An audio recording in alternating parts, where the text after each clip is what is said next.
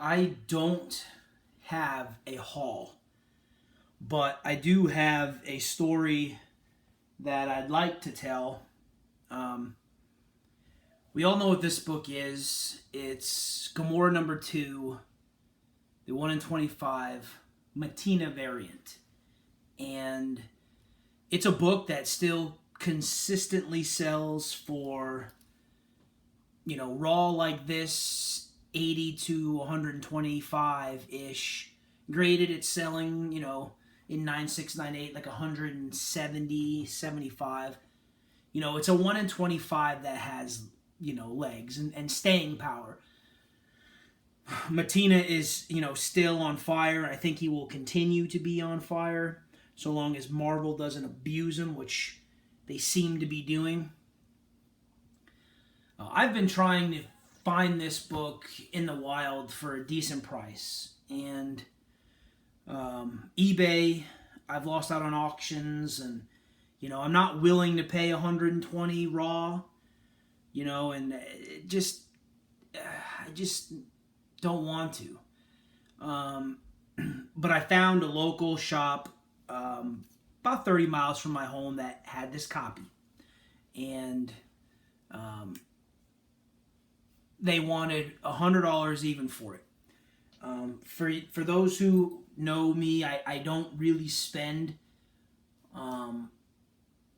that type of money, especially on like a variant. I certainly appreciate the variant market, but I'm much more comfortable buying in at 25 or less, and hoping it rises. But what I love about this book is I just think the cover is just out of control. I mean, I think it is just the green on the black and the white outline of the title and the skull and the sword.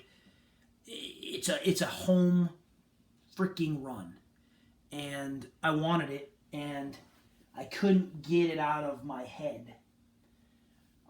So I called a few buddies and I texted a few buddies, and I asked them to talk me off the ledge and talk me to walk out. And Weapon X Comics Hank, he talked me out of it. He really did. I was about to pull the trigger, and I just I didn't want to spend that.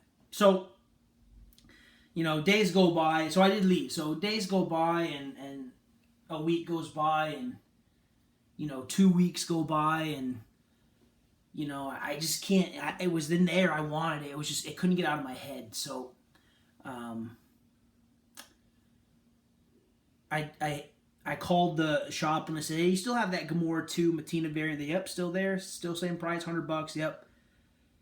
I didn't want to spend $100 on it. So the purpose of this video, why am I saying all this? Well, what would you do for a comic book? And one of the things I love to do on the side is I've been playing poker for years, and I love poker. I've been playing it, pennies and nickels with my father and his friends for when I was probably 7 years old. And we were playing stud, and I mean, we were playing pot limit Omaha. I mean, like, we were just PLO. I mean, we were playing a lot of stuff when I was young. And so I was, on Friday night, I had some time to myself. I had $65 in my pocket, and I said, F it. I'll go and play for it.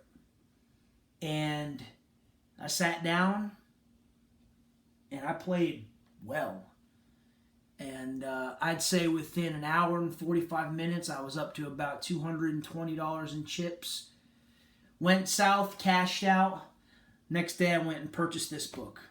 So I use this story because if you want a book, there are other ways to get that book than just dumping cash. And, I might have lost that 60, sure. But I really wanted that book. And I'm telling you, I'm not saying it made me play phenomenal poker, but it certainly made me play better. And it didn't take me quite long. So I am beyond happy to add this book to my collection.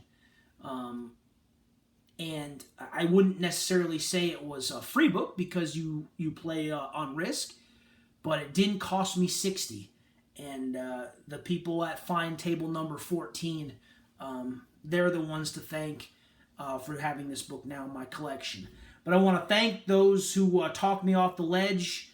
Tom Ryan, Hank, I appreciate it, but I just couldn't get this book out of my mind. It was there. I don't think I'll find it. I don't think it's going to go down that much.